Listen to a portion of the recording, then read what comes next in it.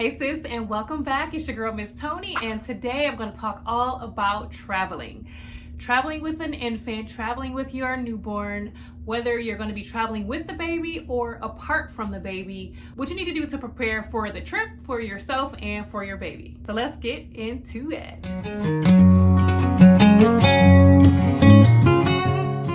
So first I'm going to talk about traveling with your baby. So it probably seems like pretty simple if your baby's with you and you're still breastfeeding, especially, what's the big deal with traveling with the baby?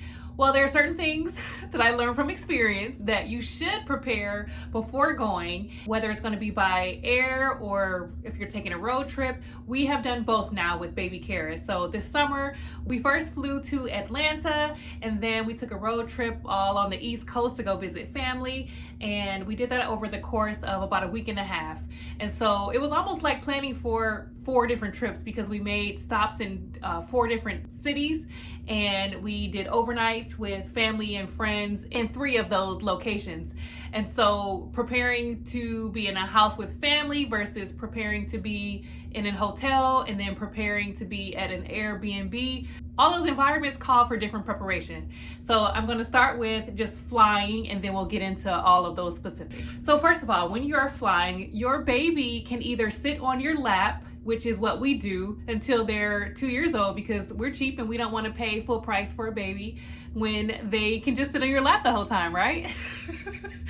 Otherwise, you literally are paying the same price that you just paid. And I know it's a whole seat. I understand, but I feel like, can't a baby get a discount? Anyway, you also do have that choice to buy the seat. And some airlines like Air Canada, it's one that I can think of off the top of my head, they do like a slight discount when you purchase a seat for a child. And if you're gonna do that, then you have to have a car seat that you're gonna place in the straps for your child right next to you. Otherwise, we just have the baby on us and we just go back and forth shuffling between the 2 of us. So I mentioned a car seat. One thing you want to keep in mind is they have these really cool travel bags that we use. And we place our car seats and our strollers in those bags. The reason we do that is because it's convenient to check them at the gate. So you don't have to check them the moment that you check in for your flight before you go through security. Because when you're traveling with a kid, you usually have an extra bag, whether it's a diaper bag, a breast pump bag, you usually have an extra bag. Even if you've checked your bags, you obviously want to carry those on. And so just not having to haul all that through the airport, we always pack our big stroller. And I know some people buy like a cheap stroller to travel with, and that's something you can do. That's a great option too. But for us, we want to be able to have the space. And so we have the car seat on top, we have the seat in the front, and that's where Cameron, our 3-year-old, sits when she gets tired. And then underneath, we have the carriage space where we can put the whole diaper bag there and the breast pump if it's so much under there. And so then we don't have to carry all that, especially if we have a layover somewhere. You just don't want to deal with all that. It's still getting checked. So the airport workers are still tossing it just like they do all of our other stuff. And so we have, over the last 5 years, we have had the wheel. It didn't break off, but it was pretty much almost broken. We've had one of the parts broken where we actually had to fill out one of those reports and get a small reimbursement for one of the adapters that connects the car seat to the stroller. So that was a bummer not having that when we arrived on one of our trips before. So just keep those things in mind. Some other things that I would recommend, depending on where you're going and how long you're gonna be, you can get some portable items for your baby. I have not carried these items with me. I typically will order them prior to my visit. So let's say I'm staying with family. If I'm going to see, for instance, my sister-in-law, and we know it's going to be a week there, and the baby is used to having maybe a baby swing to fall asleep, or they're used to having a bouncer to keep them busy throughout the day, then I will order a portable one and have it delivered to her house prior to my visit, and then we just use that the entire time we're there, and she just folds it up and stores it away until our next time we're in town or for the next baby. So she's a great auntie. She lets us use a little bit of her storage space, which is very much appreciated. And it really does prevent you from having to not only order all that before you're going and have it delivered to yourself, but to carry all that. Whether you're trying to fold it up and pack it in your luggage, which starts to add towards your weight of your bag, or checking it and hoping everything stays together by the time you get it once you arrive at baggage claim. So some of those examples I mentioned: a portable bouncer, a portable crib or playpen. Recently, for the trip we did, one of the trips we did this summer, we actually ordered the portable baby gates, because when we went to my brother's house, and upstairs, downstairs, and baby carriers is of course walking, and so we wanted to play it safe, and so we bought gates for both the bottom and the top of the stairs, and we just had those delivered to her house. And again, they're just portable. They fold right up when you're not using them, or when you leave, you can just put them nicely, securely in a small box that they came in, and then just stow it away so it doesn't stay in the way. My best friend actually carries her portable high chair with her, which I told her, please stop. She did it once when she came here, and I'm like, I have children. Like, I have a high chair here. You're free to use anything in my house. Why would you pack a high chair? And she just was not thinking. So I would caution against that if you are, again, going to a location. Now, if you're going to a hotel, obviously hotels typically will have a bassinet for you, or they'll have a crib for you. And when we went to Jamaica, that's what we used, was the hotel's crib, and the baby slept very nice and soundly throughout the week in that crib. So you don't typically have to bring a portable crib. I would just call ahead if you're doing a hotel stay, just to make sure. And then our Airbnb actually made the house kid friendly, and so they had a lot of the plug outlets covered. But believe it or not, I'll just order a pack of those electrical outlet covers, and even when I go to like my mom's house or my in-laws house, I just put them all over the house, especially the rooms where the baby's going to spend the most time, and want their fingers to be caught up in those holes. Curious babies do curious things. And so typically when I'm in a hotel, I would say most hotels have those hidden, but if you're renting a house or an Airbnb, then I go ahead and I just pack those along. The last thing, as far as baby items, I haven't used a portable tub before, but at my in-laws house, I bought a tub a few years ago with my first baby, and they've been gracious enough to just keep it in their garage when we're not there, and then we get back in town, we just clean it out, make sure it's nice and sanitized, and then we use that when we're bathing the baby. So you don't have to do that. You could just put a little bit of water in your bathtub and make sure you're attending the baby the whole time. These are not absolutes. You don't have to do all these, but these are just some things to think about, especially if you're a first-time mom, or if this is your first time traveling and you're just unsure about what you should or should not pack, or at least what you should or should not consider before. So once we're in the room, there's a couple things with my baby.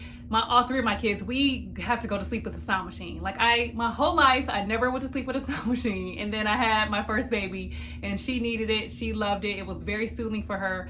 And she was sleeping in our room for the first few months when she was first born. And so then we got used to sleeping with a sleep machine, and now we have to have it. So even when I took a trip alone this summer and traveled without the baby, I still had a sound machine because I cannot go to sleep without it. So there's small ones you can take, small travel size sound machines that you can take with you, and they still give you the full sound that a typical one that you would have in your room gives off. And so I would definitely recommend that if that's something you need, because you'll be highly pressed for one, trying to find one in the middle of the night if your baby is not going to sleep. And that happened with Cameron, my second baby. It wasn't a sound machine, but it was her pacifier. So we had only packed the one, and that's not even like us. We were rushing, trying to get out of town. This was a few years ago, and we had the one, and she had fallen asleep when we arrived to the airport. We were taking an overnight flight, as we always do when we travel with babies, just so they can sleep through the flights. And we were rushing to get in, and we left that one in the car. Like, she cried the whole flight. Yep, we were that family who had a baby crying the entire flight. And it was an overnight flight, so everybody was trying to sleep, not just the babies, not just the kids. Oh, that was a terrible, terrible, unforgettable flight experience. I felt so bad for the baby and for everybody else's ears.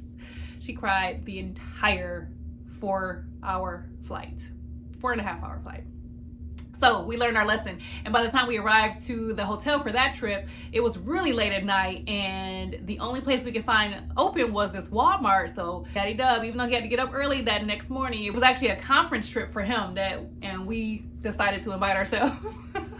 And so he had to get up early in the morning, and despite that, he still went out at like 1 o'clock in the morning on a hunt trying to find this baby a pacifier. And so never again, never will we forget again. Never will we forget to pack extra ones in every bag. My purse, the baby bag, diaper bag, my breast pump bag, like literally every bag. So if you have something like that your baby absolutely, positively cannot sleep without, or just cannot be soothed without, if they have like a little teddy bear that they love, or a blanket. Cameron loves blankets. She has this one blanket that she's had for 3 years, and she just cannot sleep without that blanket. If there are certain things like that you know are kind of like triggers for your baby, just pack them. Just pack them and pack extras.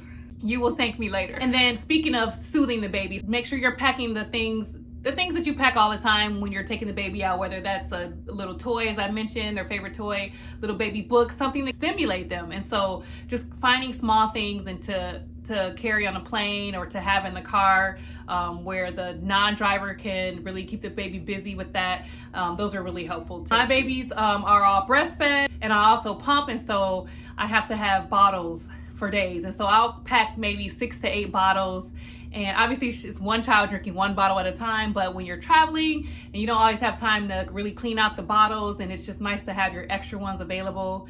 And of course with the pump, for me, I'm doing dual pumping, and so it's 2 pumps, 2 breasts being pumped at the same time, so 2 bottles. And I have those available in my diaper bag as well as in my breast pump bag, just in case I need that at a moment's notice. One tip that I learned early on with Kennedy, when the plane is ascending, the baby, just like any adult, is gonna have that ear pop sensation, but babies really can't get past it on their own. And so as long as the baby is sucking something, because they're using these muscles back here, then they'll be okay. So when the plane is taking off, I recommend a pacifier. Typically, I always give my baby a bottle while the plane is taking off, and I'll try to keep their mouth just continuously moving in that circular motion for the first 5 minutes, so that even if they did get a little clog in their ears, that they're able to naturally get it out themselves.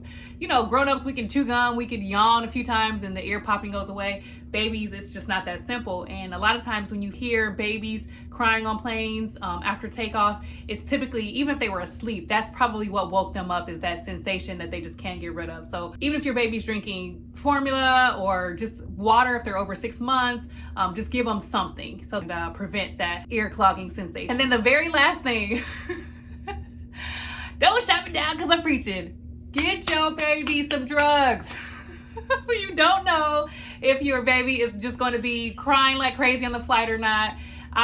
Before I went on my very first trip, when I had my first baby, I went to the pharmacy. I was just at CVS and I was just buying regular products. And I went to the pharmacist and I was like, my first trip, I'm traveling with this baby, I had her right with me, and I'm like, so any recommendations? And she said children's Motrin. Get the liquid children's motion. As long as the baby is at least 6 months old, they can take that. And I am not condoning you knock your baby out with drugs, but I am just saying, have it as a backup. I didn't even use it with Kennedy. I remember that very first trip where the pediatrician told me that, and we bought it and we packed it, but we didn't even end up using it.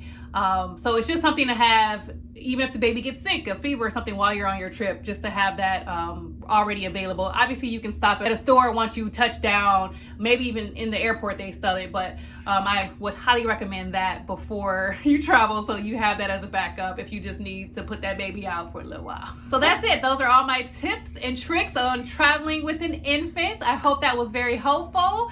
And next time I'm going to talk about traveling without your baby and some of the preparation you can do for that. I'll see you then.